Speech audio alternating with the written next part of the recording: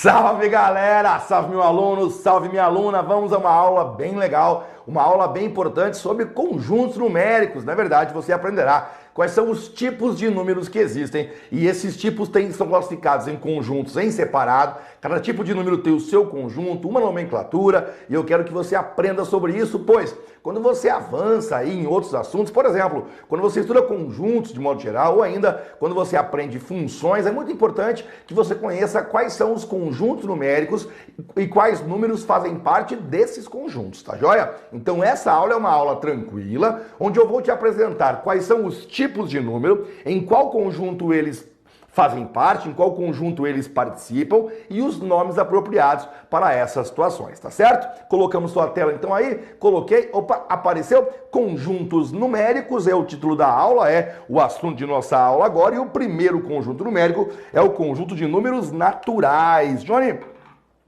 por que nomenclatura números naturais? Na realidade, esses números foram os primeiros números que surgiram ao longo da humanidade. Foram os números que surgiram naturalmente com a contagem. Imagina, aquele homem primitivo, aquele homem que não sabia contar, ele tinha noção de quantidade, ele sabia mais ou menos, olhando ali, se havia mais ou se havia menos, mas ele não tinha números. Claro que com a evolução da humanidade, surgiram então os primeiros números. Esses primeiros números só contavam quantidades redondas, só contavam pessoas, objetos, animais, e portanto não tinha por que ser quebrado, por exemplo, tampouco existia negativo naquela época. Então, o primeiro conjunto, os números que surgiram naturalmente com a humanidade, formam o conjunto de números naturais. Esses números são, na verdade, representados da seguinte maneira: o símbolo do conjunto de números naturais é uma letra N, você tem que guardar isso aqui, tá? Quando você olha uma letra N, ou às vezes essa letra N tem duas barrinhas aqui, e aí coloca assim, ó. Isso é uma letra N com uma barrinha reforçando.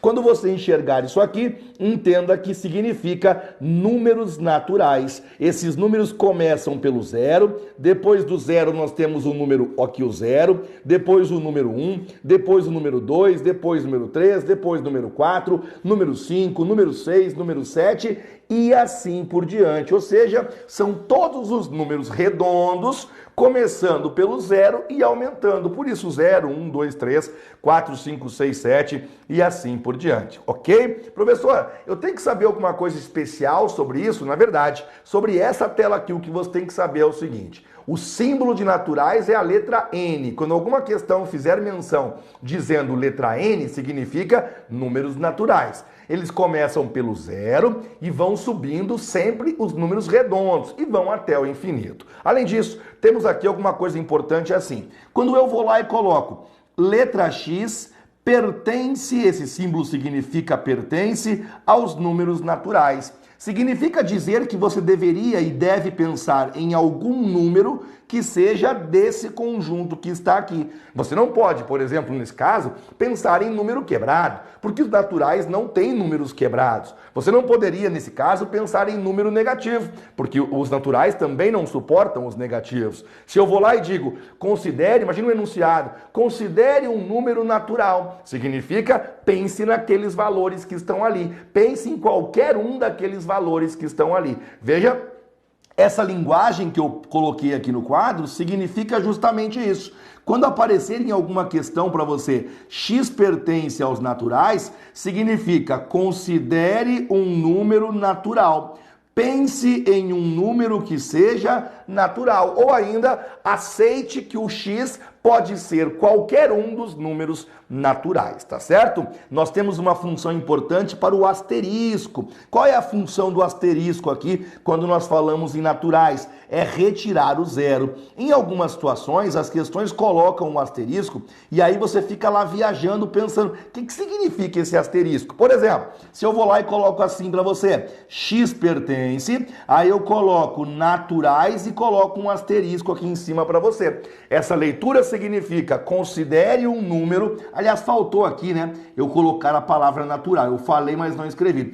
Quando eu coloco X pertence naturais asterisco, o que você deve pensar é considere um número natural diferente de zero. Esse asterisco diz que continuam sendo os naturais, só que agora você não pode levar o zero em consideração. Então o asterisco tem essa função, aliás, não só aqui, tá? O asterisco em qualquer conjunto numérico tem como única função retirar o zero. E aqui a leitura que você faria, portanto, ó, x pertence aos naturais, a leitura que você faria aqui é a leitura de considere um número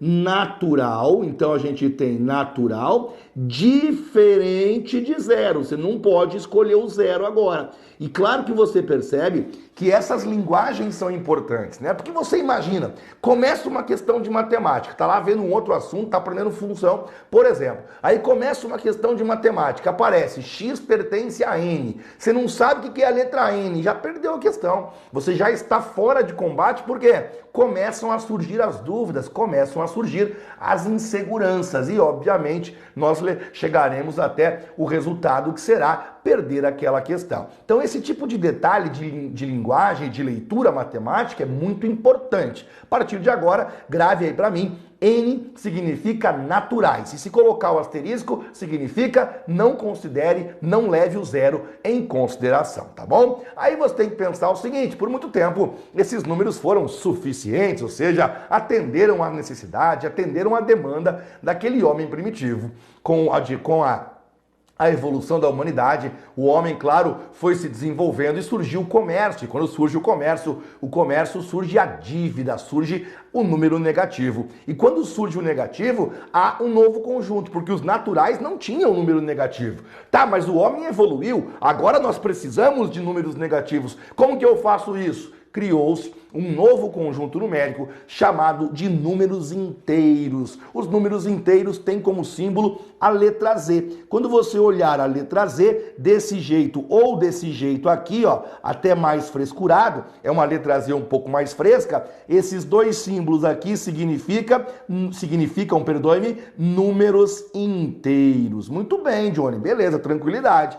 E me diz uma coisa, quem são esses números inteiros? Eles pegam aquilo que já existia, ó, aquilo que já existia continua, ou seja, os naturais, eles continuam existindo, só que agora nós colocaremos também os números negativos, que eram eles que estavam faltando, ó. Pode ver que agora tem -1, tem -2, tem -3, -4, -5 e vai até o menos infinito. Então isso aqui continua lá até o menos infinito. Então se eu fosse resumir para você, quem são os números inteiros? Eu diria, são todos os números redondos. Qualquer número redondo, seja positivo, seja negativo, a gente chama de número inteiro, tá certo? Os naturais não têm a parte negativa, portanto eu não posso falar que são todos redondos, porque -3 é um número redondo, porque ele não tem vírgula, ele não é quebrado, ele é redondo. Ah, mas é negativo. O -3, por ser negativo, eu não posso chamá-lo de número natural, eu chamo de número inteiro. Portanto,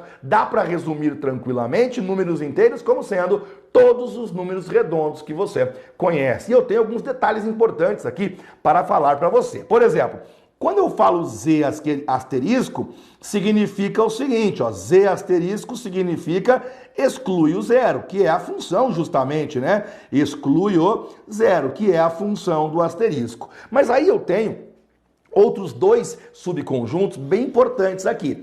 Esse aqui, ó, que é o Z+, e aí atenção, por favor, com isso. A galera quer ler isso aqui, e eu entendo a galera, Z+ deve significar, eu suponho, os números inteiros, mas esse mais só os positivos. A linguagem correta não é assim. A linguagem correta é essa aqui, ó.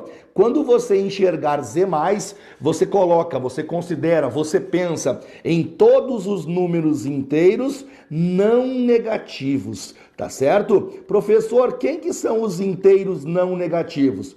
Começa pelo 0, vai ser o número 1, o número 2, o número 3 e assim por diante. Ó, você percebe que nós então temos todos os números redondos, só que eu tirei a parte negativa. Aquele sinal de mais ali Ele tira a parte negativa. Ah, é a mesma coisa, vai. Você tá de frescura comigo. É só falar os positivos, pior que não é. Sabe por que não é? Porque o zero, ele não é positivo e o zero também não é negativo. O zero é neutro. Se o zero é neutro, se eu falasse inteiros positivos, eu não poderia colocar o zero junto, porque o zero não é positivo. Quando eu falo inteiros não negativos, o zero pode participar, porque de fato ele não é negativo. Então tem uma diferença importante e você não deve falar inteiros positivos quando houver aquele sinal de mais. Você fala inteiros não negativos. Da mesma forma que também aparece às vezes essa linguagem aqui, ó, Z menos. O que é Z menos? Vontade louca de falar inteiros negativos, né?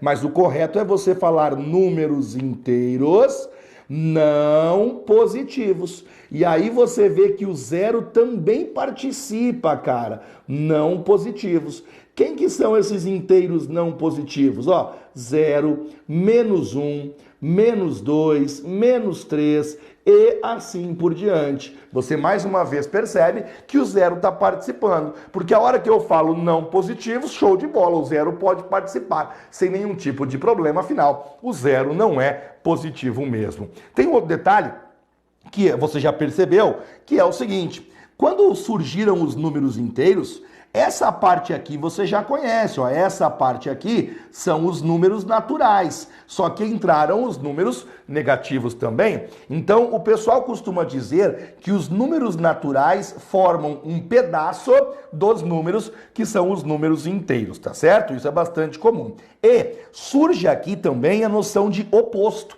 tá certo? Os números inteiros trazem para nós, pela primeira vez na história da humanidade, o oposto de um número. O que é o oposto de um número, Johnny?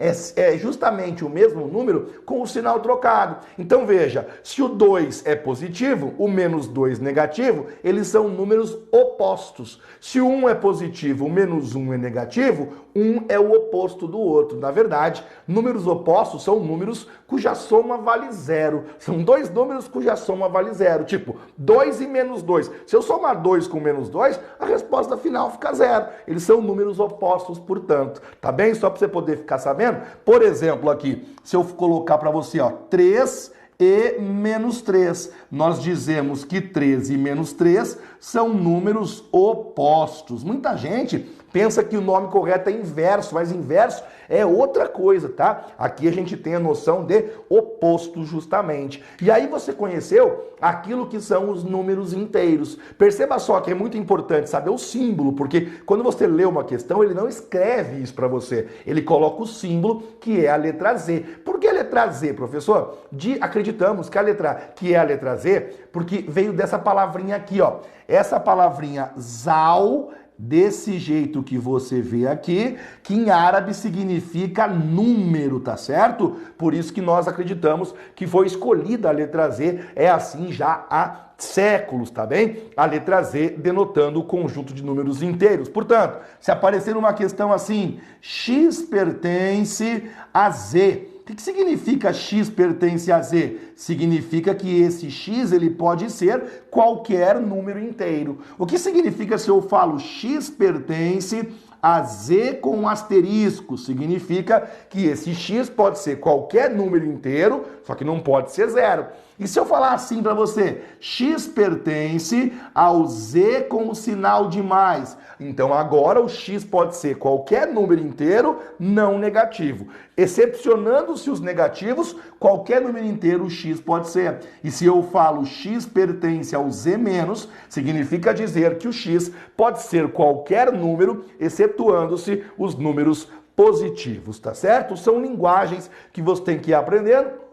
E aí, claro, você pensa, tá bom, né? Já parasse por aí, eu tava feliz pra caramba, mas não parou, né? Não parou, o homem continua evoluindo, o homem é insaciável. E aí surgiu um novo conjunto, que é esse que você vê na tela agora, os números racionais. Porque até então não havia número quebrado, você percebeu? Os números inteiros trabalhavam, abordavam tão somente os números redondos.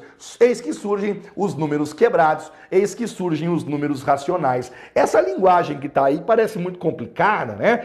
Q, primeira coisa importante é aprender aqui a simbologia. A letra Q significa número racional. Para nós, a palavra racional, quando eu falo para nós em matemática, ou no plural é melhor, tá? Racionais. Para nós em matemática, a palavra racional vem de razão. Mas não é razão de pensar não, tá? É razão de divisão. Matematicamente falando, razão é divisão entre dois valores. Coloco isso na tela para você aqui, tá? Você pode copiar então, ó. Quando a gente fala a palavra racional, essa palavra racional, ela veio da palavra razão. Aí lá em filosofia, sociologia, no direito, né? Razão é a questão do pensamento, mas aqui razão significa divisão. E quando você pensa numa divisão, a gente pensa em uma fração. Então a gente pode traduzir para você essa linguagem complicadinha ali. Não entendi nada desse negócio aqui, professor. Então vamos lá. A letra Q, os números racionais,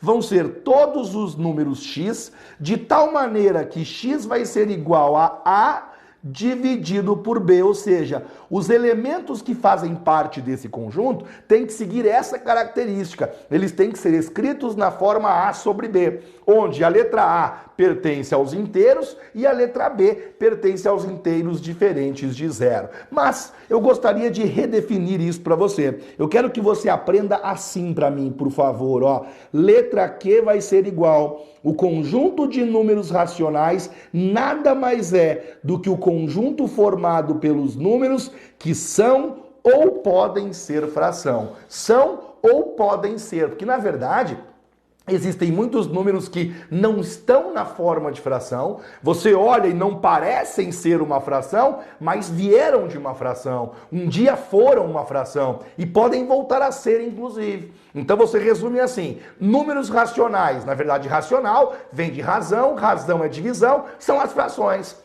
Mas nem sempre o número está na forma de fração e é isso que eu faço agora. Então veja só. Quando a gente fala de frações, ela pode ser uma fração mesmo, ou ela pode se apresentar de outras três maneiras igualmente importantes.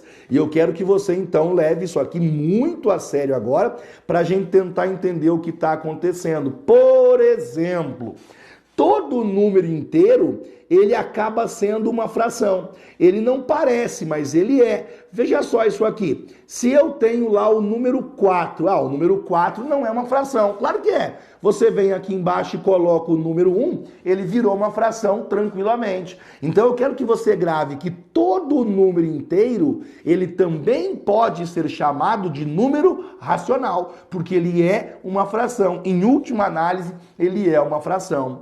Todo número decimal exato, o que é número decimal? Já vou falar com você aí, tá? Pra você poder ficar tranquilo. O que é um número decimal, professor? É todo e qualquer número com vírgula. Qualquer número que tenha vírgula, a gente chama número decimal. Só que existem decimais que são exatos e outros não.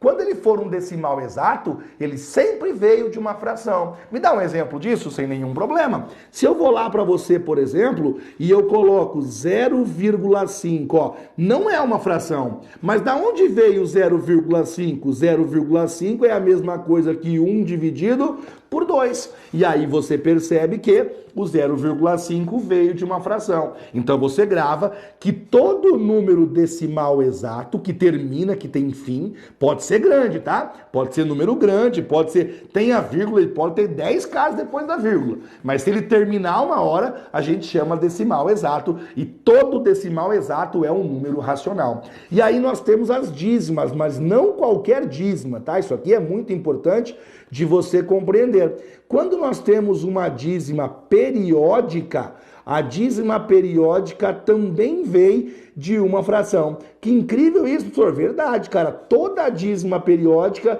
veio de uma fração. Por exemplo, quer ver? Quando eu olho lá 0,333 e assim por diante.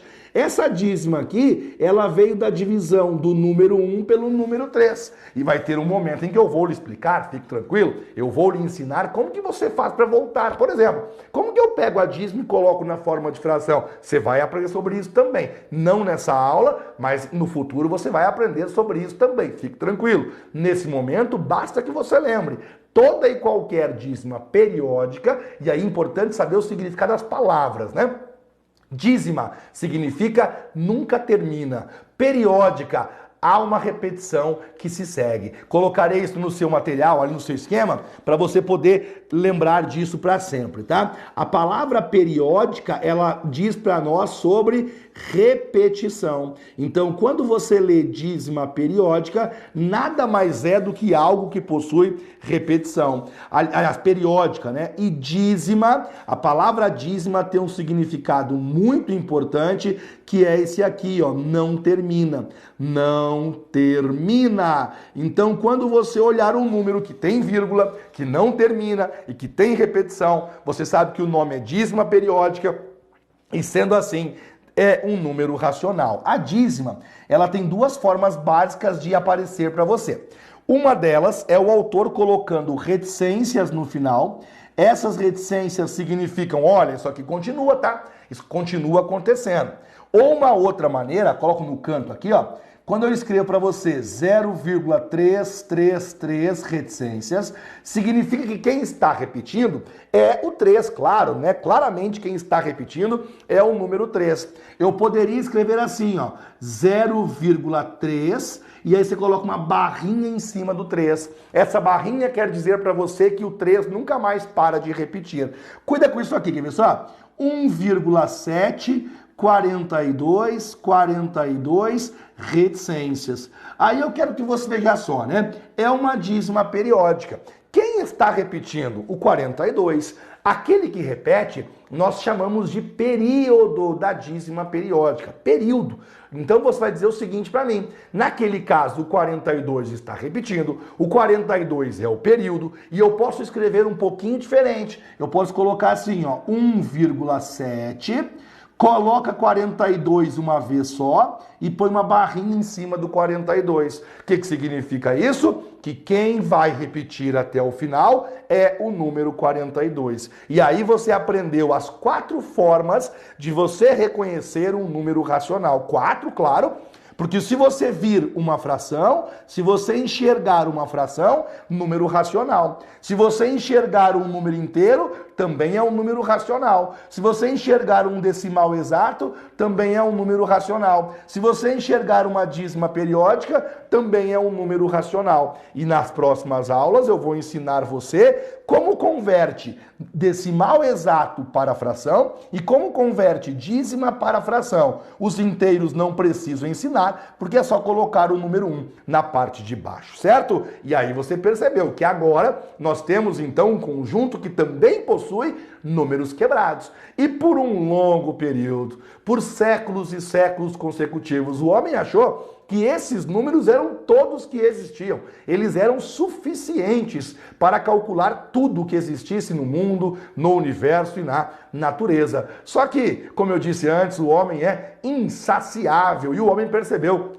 que alguns números não seguiam essa regra, que alguns números quebrados não eram nem inteiros, também não eram decimais exatos e também não eram dízimas periódicas. Pensa bem, se eu falar para você que existe um número que não é inteiro, não é decimal exato e não é dízima periódica, ferrou, porque os números racionais, eles só suportam essa forma.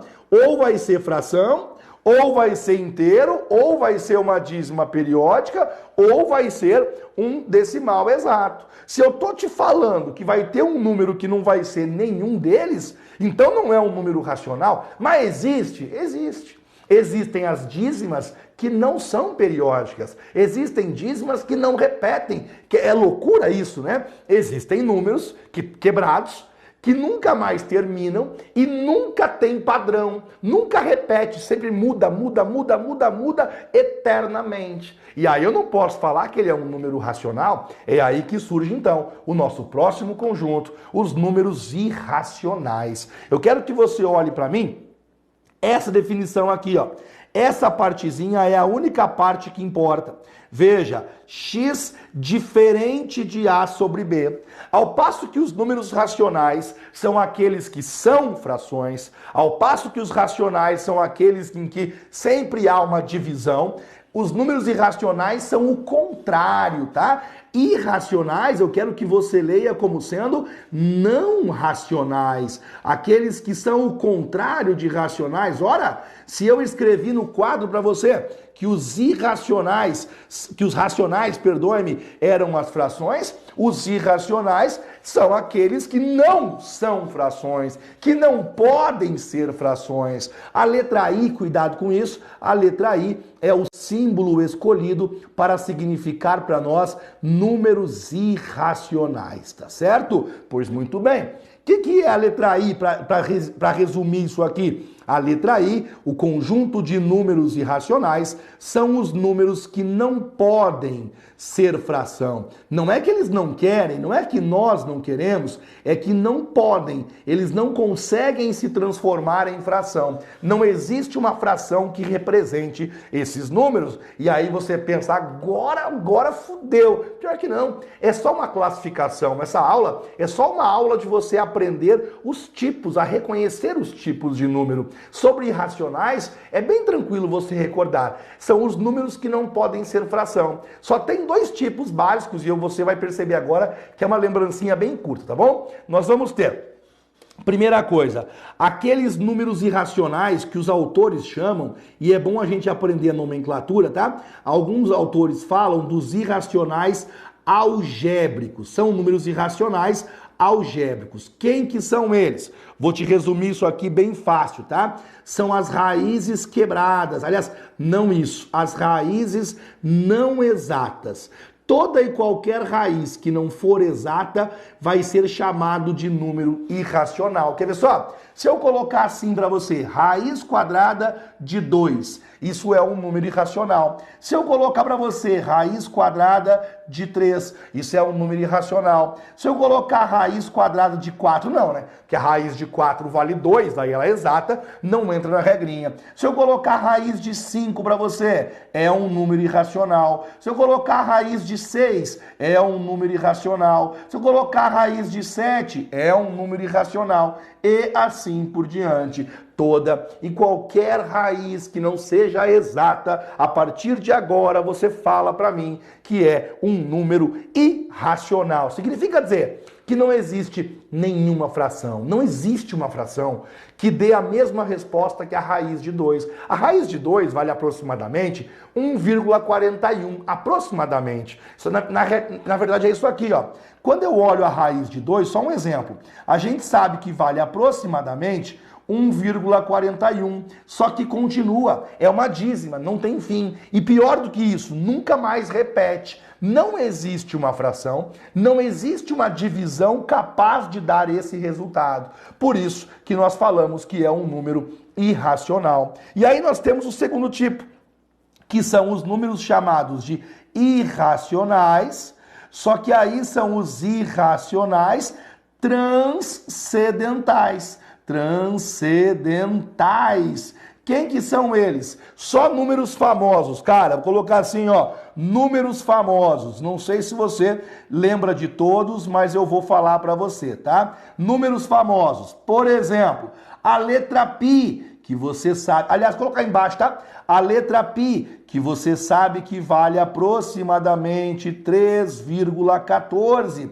É aproximado, porque na verdade o número π é uma dízima não periódica, é uma dízima que não repete, ele é um número irracional. Tem um número famoso nas funções e também em logaritmo, que é o número e. Ele vale aproximadamente 2,71. Esse número de e a gente chama número de Euler, tá bom? Ele também é um número irracional. E por fim, nós vamos ter aqui mais um, tem vários, tá? Existem infinitos, mas só 3 que vale a pena lembrar. E aí nós temos aqui o número φ. Esse número aqui, ó, a gente chama número de Euler, tá bom? E esse número aqui a gente chama de φ. É assim que você lê ele, tá? O que é esse φ aí? Ele é um número de ouro e vale aproximadamente 1,618. São somente esses números irracionais que vale a pena você lembrar. E eu não posso deixar de falar nunca nisso aqui, ó. Todo e qualquer número irracional sejam os algébricos ou sejam também os transcendentais. Todos eles sempre serão dízimas, eles vão ser dízimas, não periódicas. Eles não repetem, portanto, dízimas não periódicas. Só para você entender o que está acontecendo. Você percebe que todos eles têm aqui, ó, 3 pontinhos, porque eles não terminam. E não tem repetição. É um troço impressionante. Não tem repetição. Tá legal? Então, se eu vou lá e coloco assim para você, 2,4, 7, 6, 8, 9, 4, 8, 7, 1, 62, 52, 51, reticências. Tu fala, caramba, mas o 7 repetiu. Não na mesma sequência, não na mesma ordem. Você pode ver que esse número é infinito, porque eu tenho reticências no final.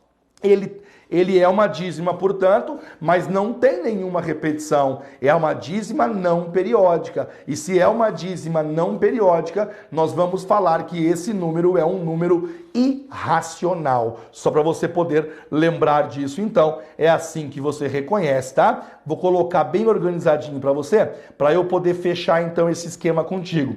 Como que eu sei que um número é irracional? E você vai dizer, primeira coisa importante, ó, dízima não periódica.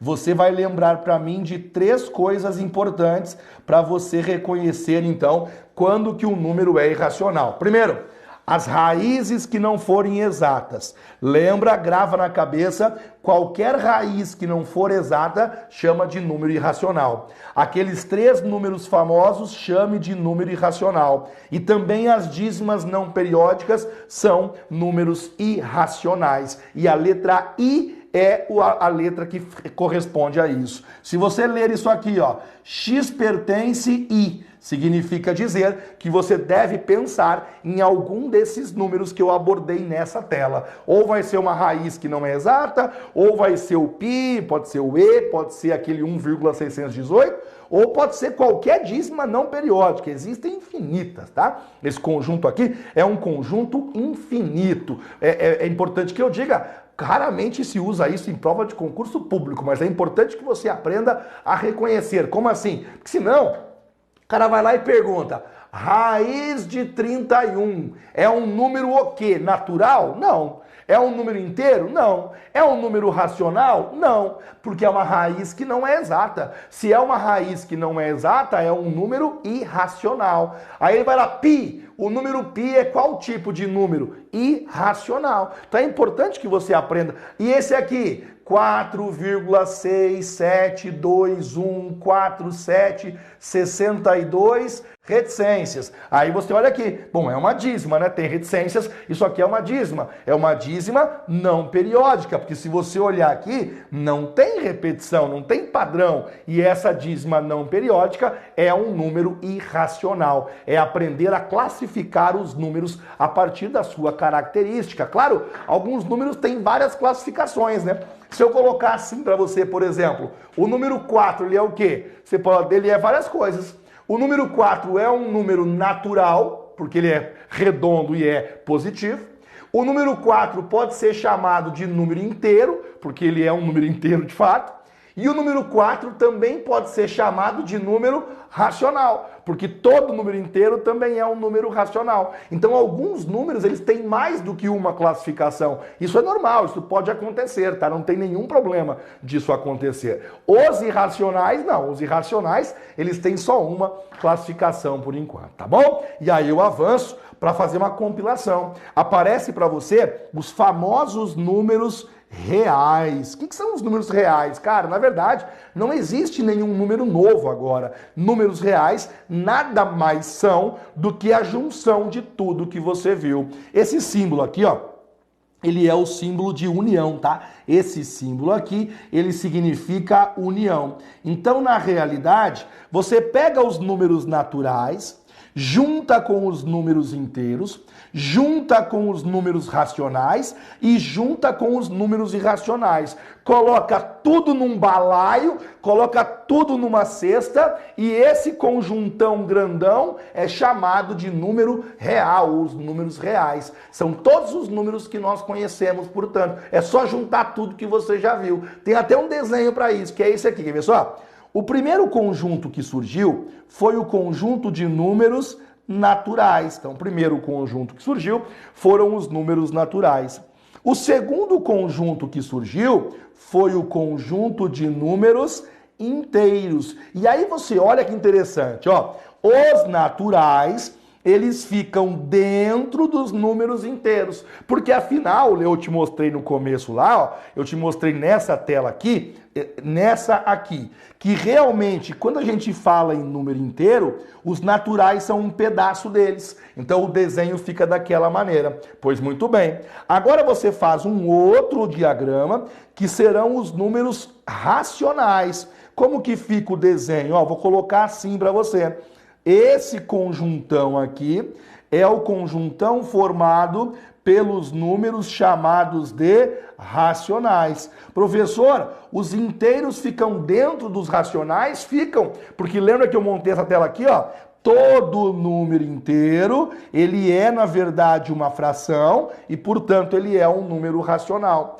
Aí, totalmente separado, quem é que não se mistura aqui? Quem não se mistura são os números irracionais. Os números irracionais não se misturam. Então, separado aqui, ó, estão os números chamados de irracionais. Professor, o teu desenho aí não parece muito proporcional não, né? Porque eu olhando aí a definição, eu acho que tem muito mais número racional do que irracional. E é um engano seu, tá? Tem muito mais números irracionais. Dentro dos números, apesar de serem infinitos os dois, existem muito mais números irracionais. Se algum dia perguntarem, diga assim, quem tem mais? Racionais ou irracionais? Ah, mas os dois são infinitos. Amigo, há infinitos maiores do que outros. Essa é uma primeira questão. E a resposta correta é irracionais. Tem muito mais do que o outro. Fechou? E aí a gente tem esse desenho e todos esses números juntos formam aquilo que nós conhecemos por números reais, cujo símbolo é a letra R. Então, se por acaso você se deparar uma hora dessa com essa linguagem aqui, ó, X pertence aos reais, X pertence a R. É normal, ó, é um R normal, e aí o pessoal, por frescura, põe mais uma barrinha aqui. O que significa X pertence aos reais? Significa dizer que você pode pensar em número natural, pode ser um número inteiro, pode ser uma fração, pode ser um número irracional, qualquer um deles. Eu costumo falar para o pessoal o seguinte, quando você pensar em número real ou números reais, eu quero que você saiba que isso significa qualquer número.